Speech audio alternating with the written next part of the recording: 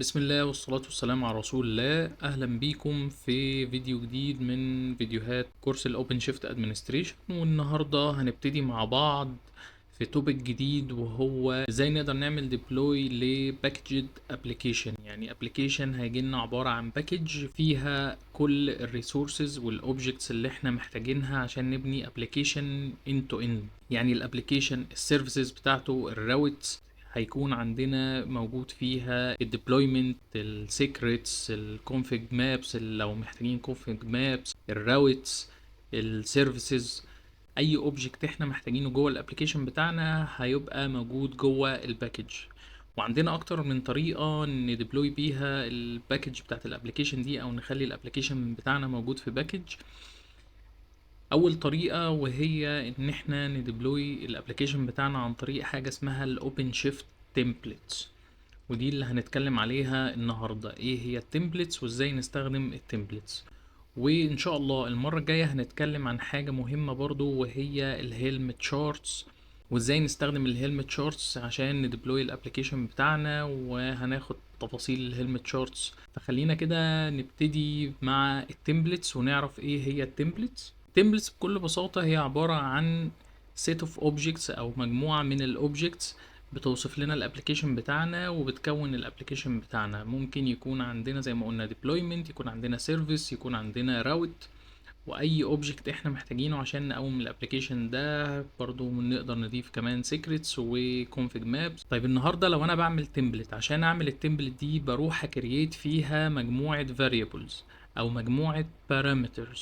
البارامترز دي اللي احنا بنستخدمها عشان نبتدي نديها للابلكيشن بتاعنا وقت الديبلويمنت عشان تست الفاريبلز او نسيت الفاليوز اللي احنا عايزين نحطها جوه الابلكيشن بتاعنا. فهنا عندنا الاوبن شيفت تمبلتس بتروح تستخدم مجموعة بارامترز او بتست لكل تمبلت بارامترز، والبارامترز دي بنبتدي نديها للابلكيشن بتاعنا في وقت الديبلويمنت بتاعته عشان يبتدي يكستمايز الابلكيشن على حسب احتياجنا. بيكون عندنا في الاوبن شيفت حاجه اسمها الكلاستر سامبلز اوبريتور، والكلاستر سامبلز اوبريتور ده مهمته ان هو يبروفايد لينا شويه سامبلز للتمبلتس، وزي ما شفنا في الفيديو اللي فات كمان كان بيدينا شويه سامبلز للايمج ستريمز. بنلاقي السامبلز دي في النيم سبيس اللي هو اسمه اوبن شيفت نيم سبيس. طيب لو عايزين نشوف السامبلز اللي موجوده عندنا في الاوبن شيفت نيم سبيس فهنقول له او سي جيت للتمبلتس ونديله النيم سبيس بتاعنا اللي هو اوبن شيفت. وطبعا لو عايزين نشوف الديتيلز بتاعت التمبلت بتاعتنا فهنقول له او سي ديسكرايب للتمبلت اللي احنا عايزين نبص على الديتيلز بتاعتها. فهنلاقي من ضمن الديتيلز دي ان هو بيورينا البارامترز اللي موجودة على التمبلت بتاعتنا. حل تاني لو انا عايز اشوف البارامترز بتاعت تمبلت معينة ان انا اروح اقول له او سي بروسيس، اقول له داش داش بارامترز وادي له اسم التمبلت اللي انا عايز ابص على البارامترز بتاعتها، وهيطلع لي ليست بالبارامترز. وهنشوف كل ده في الديمو اللي جاي ان شاء الله. طيب انا التمبلت بتاعتي يا اما بتكون مرفوعه على الاوبن شيفت جوه الاوبن شيفت نيم سبيس، يا اما بتكون عباره عن مانيفست فايل او يامل فايل. فانا ممكن برضو اقول له او سي بروسيس، بس بدل ما انا بروح اديله اسم التمبلت اشاور له على الفايل عن طريق ان انا اقول له داش اف واديله الفايل او اليامل فايل بتاع التمبلت بتاعتي. طيب تعالى نبص مع بعض ازاي نقدر نستخدم التمبلتس ان احنا نقوم بيها ابلكيشن كامل. فاول طريقة ان احنا ممكن نستخدم الاو سي نيو اب عن طريق ان احنا نقول له او سي نيو اب ونديله اسم التمبلت بتاعتنا اللي موجوده او مرفوعه على الاوبن شيفت. ولو احنا عايزين نسيت بارامتر معين او نحط بارامتر معين واحنا بنستخدم الاو سي نيو اب فهنقول له ماينس بي ونديله اسم البارامتر والفاليو بتاعت البارامتر. الطريقة التانية ان احنا ممكن نستخدم الاو سي بروسيس وبعدها نستخدم الاو سي ابلاي. هنستخدم الاو سي بروسيس ان احنا نروح نكرييت مانيفست فايل او يامل فايل في مجموعة من الاوبجكتس، وبعدين نروح نعمل او سي ابلاي على المانيفست فايل ده او على اليامل فايل ده عشان نكرييت الاوبجكتس دي. طيب ولو عايزين نختصر في الاخر ونستخدم كوماند واحد فاحنا ممكن نقول له او سي بروسيس ونحط في الاخر بايبلاين، والبايبلاين ده هيخلي الاوتبوت اللي طالع من الكوماند بتاع الاو سي بروسيس يتعمل له باس للنكست كوماند وهو الاو سي ابلاي. طيب تعالى كده ناخد مع بعض ديمو سريع، وتعالى نبص على التمبلتس اللي موجودة عندنا. فتعالى نقول له او سي جيت templates اللي موجودة في OpenShift namespace، فهنلاقي عندنا مجموعة كبيرة من التمبلتس predefined عندنا في OpenShift. فتعالى ناخد مثلا الكاش سيرفيس دي ونقول له OC describe للتمبلت اللي اسمها كاش سيرفيس في OpenShift. فهنا الديسكريبشن تمام هيقول لنا التمبلت دي بتستخدم في ايه والدوكيومنتيشن بتاعتها، وكمان هيقول لنا البارامترز بتاعتها اللي ممكن نستخدمها، وهنلاقي كل بارامتر هنا موجود قدامه النيم بتاع البارامتر نفسه والديسكريبشن وهل هو required ولا لا، والفاليو او الديفولت فاليو بتاعته اللي موجودة حاليا. قلنا في طريقة تانية عشان نجيب بيها البارامترز، ان احنا نقول له OC process للبارامترز بتاعت التمبلت بتاعتنا، ولو عملنا كده هيطلع لنا بس البارامترز اللي احنا محتاجين نعمل لها set.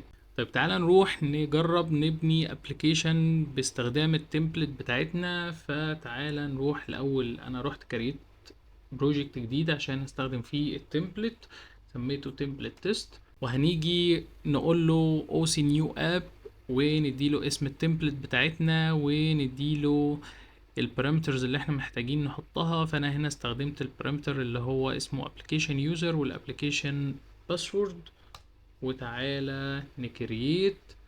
فهنا هو راح يبني الابلكيشن بتاعنا، وتعالى نقول له OC get all عشان نشوف ايه الاوبجكتس اللي اتعمل لها كرييشن. احنا المفروض الاوبجكتس اللي هيتعمل لها كرييشن ان احنا هيكون عندنا سيكريت هيتعمل لها كرييشن، وعندنا 2 سيرفيس هيتعمل لهم كرييشن، وفي stateful set هيتعمل لها كمان كرييشن. فاحنا هنا لو بصينا هنلاقي الstateful set اتعمل لها كرييت والسيرفيس اتعمل لها كرييت. ولو قلنا له OC get secret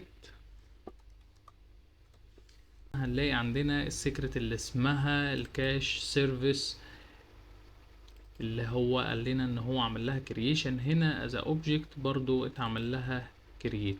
ولما نبص مرة تانية ونقول له OC get all هنلاقي ان احنا عندنا هنا الابليكيشن بتاعنا بقى up and running.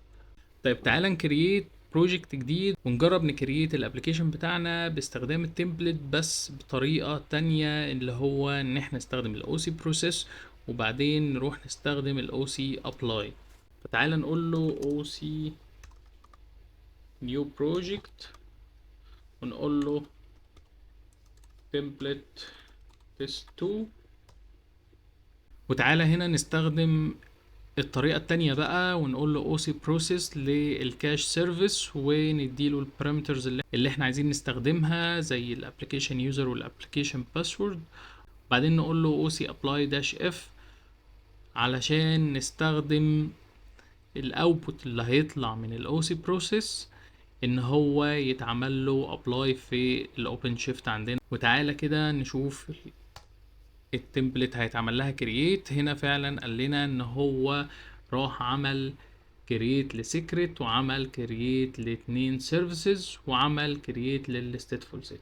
طب تعالى كده نشيل البايبلاين ونحاول نطلع الاوتبوت ده از يامل. نقول له يامل ونشوف هو الاوتبوت اللي بيطلع شكله عامل ازاي. ده الاوتبوت المفروض يطلع، ده كده شكل الاوتبوت اللي بيطلع بعد ما بنعمل بروسيس. احنا ممكن ناخد الاوتبوت ده ونروح نعمل له ريدايركشن على مانيفست فايل، ونبقى نستخدم المانيفست فايل ده معانا از ديكلاراتيف واي للابلكيشن بتاعنا. فهنا الابلكيشن هيروح يكريت اهو، ادي اوبجكت اولاني اللي هو السيكريت، تاني اوبجكت اللي هي السيرفيس دي، وتالت اوبجكت سيرفيس تانية، والاوبجكت الاخير الستيتفول ست اللي احنا عايزين نكريتها. تعالى كده نقول له oc get all. طيب هنا واضح ان في مشكلة في الريسورسز، وعشان كده الابليكيشن بيندنج. بس عموما احنا كده عرفنا الفكرة حوالين التمبلتس، وان احنا نقدر نكريت الابليكيشن بتاعنا مهما كان جواه عدد من الاوبجكتس عن طريق استخدام التمبلتس بكل سهولة، بدل ما نروح نكريت كل اوبجكت لوحده. ان شاء الله المرة الجاية هنتكلم عن اشهر حاجة واشهر تول نقدر نكريت منها الابليكيشنز على الاوبن شيفت او على الكوبرنيتس عموما، وهي الهيلمت شارت. اتمنى الفيديو يكون فاتكم، واشوفكم على خير المرة الجاية ان شاء الله، والسلام عليكم ورحمة الله وبركاته.